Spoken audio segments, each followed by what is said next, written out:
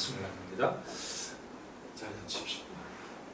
예, 카톡으로 이 라이브를 보시는 분들은 이렇게 회중이 되게 많은 걸로 여기실 것 같아요.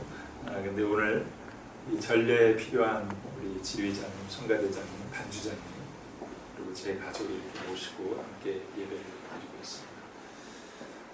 잘 보이세요? 네, 잠깐 보니까 제한이 됩니다. 예, 인원 제한이 있어서 못 들어오는 분들이 많아서 지금 설교는 또 따로 녹화를 하고 있으니까 나중에 못 보신 분들은 동영상을 시청하실 수 있겠습니다. 교회 여러분 보고 싶습니다. 예, 함께 모여 예배드리고 수다 떨면서 애찬 나누는 주일 풍경이 그립습니다.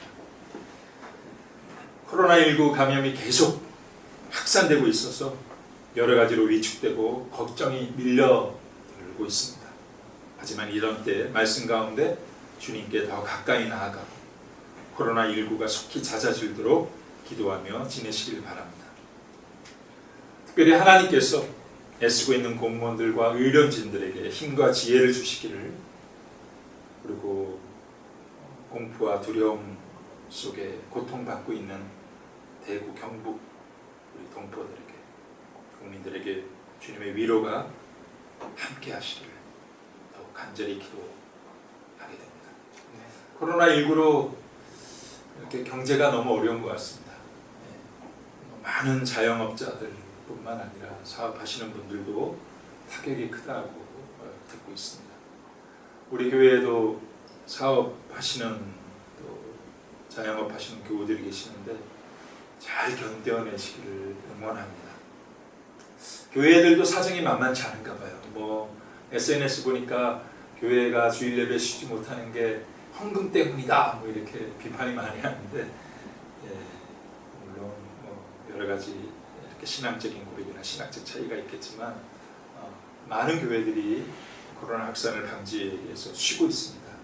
제가 아는 분들은 다 오늘 주일 예배를 이렇게 저희처럼 이렇게 SNS로 방송하거나 가정 예배를 권장하던데, 근데 우리 교회처럼 상가를 임대해서 목회하시는 목사님들을 제가 좀 많이 알고 있는데, 월세나 여러 가지 아주 현실적인, 마치 자영업자들이 겪는 그런 압박감을 동일하게 느끼는 것 같습니다. 그래서 SNS에 그 어려움을 토로하는 글들이 올라오거든요. 그럼 제가 이렇게 댓글을 달아드립니다. 그 마음 내 마음. 성부와 성자와 성령의 이름으로 말씀드립니다. 사순절을 시작한 지 사흘이 지나서 사순 일주일입니다. 사순절을 시작하는 지난 수요일, 제2수요일에는 이 자리에서 아내와 단둘이서 재축복 예식을 갖고 감사 성찬 예배를 봉헌했습니다. 예배 시간을 좀 교우들에게 전달하고 싶어서 녹화를 했는데 핸드폰이 안 좋아서인지 소리가 제대로 녹음이 안 돼서 전달해 드리지 못했습니다. 제 이마에, 그리고 아내 이마에 십자가 모양으로 제를 바르는데 얼마나 마음이 아련하던지요. 전례에 참여할 수 없었던 교우들의 마음도 얼마나 슬프셨을까요? AI가 인간을 대체하는 4차 산업혁명 시대에 도래했다고 하지만 이런 바이러스 앞에서 우리 인간이 얼마나 연약한 존재인지를 더 깊이 돌아보게 되는 요즘입니다. 아울러 오늘 독서들을 이렇게 살펴보면서 우리가 사는 세상이 얼마나 하나님을 멀리 떠나 있는지를 다시 한번 뼈저리게 느끼게 됩니다. 그리고 그 근본 원인이 죄에 있음을 확인하게 되죠.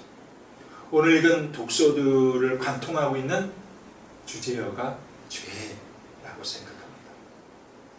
성서는 아주 분명하게 하나님이 온 우주 만물을 창조하셨고 하나님과 사랑을 나누는 존귀한 인격으로 우리를 만드셨다고 합니다. 그리고 사람들에게 하나님이 지으신 피조세계를 관리하는 책임을 맡기셨다고 합니다. 그리고 사람은 하나님 앞에 살아가는 존재임을 기억하라고 에덴 동산 중앙에 선과 악을 알게 하는 나무를 두시고 그 나무 열매를 따먹지 마라 라는 말씀을 주셨죠. 오늘 일독수입니다. 창세기 2장 16절 17절 이 동산에 있는 나무 열매는 무엇이든지 마음대로 따먹어라. 그러나 선과 악을 알게 하는 나무 열매만은 따먹지 마라. 그것을 따먹는 날 너는 정령 죽으리라. 사람은 동상 중앙에 있는 선과 악을 알게 하는 나무를 볼 때마다 나를 지으신 하나님을 기억합니다. 그분이 맡겨주신 에덴 동산을 잘 관리하는, 그리고 하나님이 주신 것을 누리는 풍성한 삶을 살아갑니다. 사람은 하나님이 설정해 주신 경계 안에 있을 때 풍요로울 수 있습니다.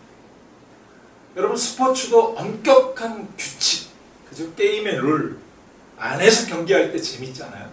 근데 룰을 지키지 않으면 그 스포츠 경기는 엉망이 됩니다.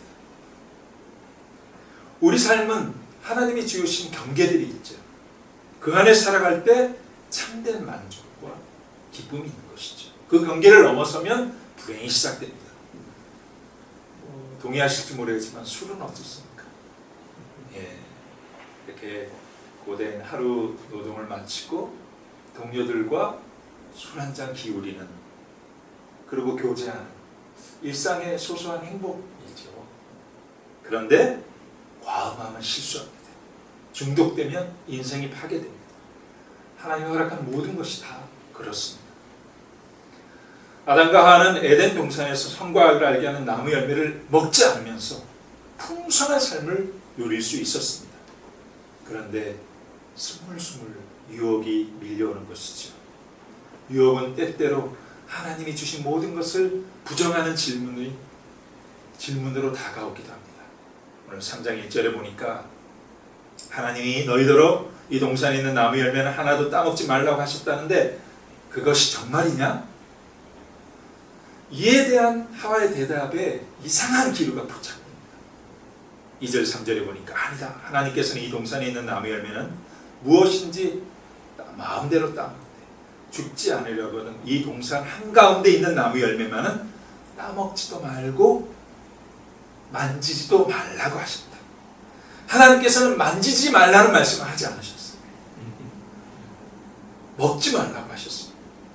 만져보고도 먹지 않을 수 있죠. 근데 만져서 먹고 싶은 마음이 들게 되고 먹게 된다면 아예 만지지 않는 것이 지혜로운 것이죠. 인간이 연약하기 때문입니다. 그래서 사도 바울은 이렇게 권면해요. 데살로니가 전서 5장 22절에 악한 일은 어떤 종류이든 멀리 하십시오. 만지지도 말라고 하셨다는 말은 이건 왜 안 주신 거지? 하는 하나님에 대한 어떤 불만의 감정이 이입된 말 같습니다. 결정적인 유혹은 하나님 말씀을 듣지 않아도 아무 일 없을 거라고 생각하는 것이죠. 나아가 인간도 하나님처럼 될 수 있다라고 여기는 것입니다. 인간이 왜 하나님 말씀대로만 살아야 하느냐? 그것은 억압적인 것 아니냐? 내 마음대로 하고 싶은 대로 살아도 괜찮지 않아? 라는 생각이죠. 창세기 3장 4절 5절 유혹입니다. 절대로 죽지 않는다. 그 나무 열매를 따먹기만 하면 너의 눈이 밝아져서 하나님처럼 선과 악을 알게 될 줄 하나님이 아시고 그렇게 말씀하신 거야. 이 유혹에 끌려서 여자는 그 나무를 쳐다봅니다. 여자가 그 나무를 쳐다본 6절이죠. 근데 여기서 본다라는 단어의 의미가 눈을 떠서 그저 보여지는 것을 보는 차원의 봄이 아닙니다. 영어 단어로 see가 아니에요. stare at 이라는 단어가 쓰여져 있더라. stare at, 집중하여 응시하는 거죠. 초점을 맞추고 보는 것이죠. 선과 악을 알게 하는 나무 열매를 취하고 싶은 욕망이 가득 찬 시선입니다. 그래서 과연 먹음직하고 보기에 탐스러울 뿐더러 사람을 영리하게 해줄 것 같아서 그 열매를 따먹습니다. 같이 사는 남편에게 따주어서 남편 아담도 그것을 먹습니다. 하나님처럼 되고 싶다는 교만에 하나님의 명령을 거역했습니다. 불순종은 그 말을 한 존재에 대한 무시인 것이죠. 반역입니다. 사람은 선과 악을 알게 하는 열매를 먹음으로 온 우주 만물과 인생의 주인이신 하나님의 자리를 찬탈한 것이고 자신이 그 주인된 자리에 앉은 죄인이 되어버린 것이죠. 성경이 말하는 죄의 본질이 바로 이것입니다. I-centeredness. 죄의 결과는 참혹하기만 합니다. 알몸이면서도 부끄럽지 않았던, 즉 너무나 친밀했던 부부의 관계에 벽이 생겼죠. 창세기 3장 7절에 그러자 두 사람은 눈이 밝아져 자기들이 알몸인 것을 알고 무화과 나무 잎을 엮고 앞을 가렸다. 하나님께 함께 거닐던 에덴 동산에 있었지만 이제는 하나님이 두려워 하나님을 피해 숨어버립니다. 3장 8절에 날이 저물어 선들바람이 불 때 야훼 하나님께서 동산 거느시는 소리를 듣고 아담과 그의 아내는 야훼 하나님 눈에 띄지 않게 동산 나무 사이에 숨었다. 창세기 3장 10절에 보니까 아담이 하나님께 대답합니다. 당신께서 동산을 거느시는 소리를 듣고 알몸을 드러내기가 두려워 숨었습니다. 이제 노동의 소리가 발생했고 피조세계도 저주를 받게 되죠. 창세기 3장 17절 18절에 너는 아내 말에 넘어가 따먹지 말라고 내가 일찍 일러둔 나무 열매를 따먹었으니 땅 또한 너 때문에 저주를 받으리라. 너는 죽도록 고생해야 먹고 살리라. 들에서 나는 곡식을 먹어야 할 터인데 땅은 가시덤불과 엉겅퀴를 내리라. 그리고 죄의 결과에 가장 비극적인 것은 에덴에서 쫓겨나는 것입니다. 하나님과 함께 살던 그 자리에서 단절되는 아픔인 것이죠.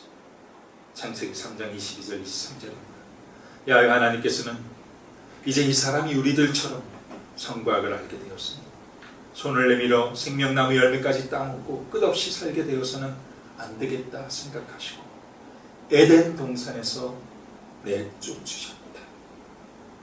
죄로 인해 하나님과의 관계가 단절되는 이것을 성경은 영적으로 죽었다라고 말합니다.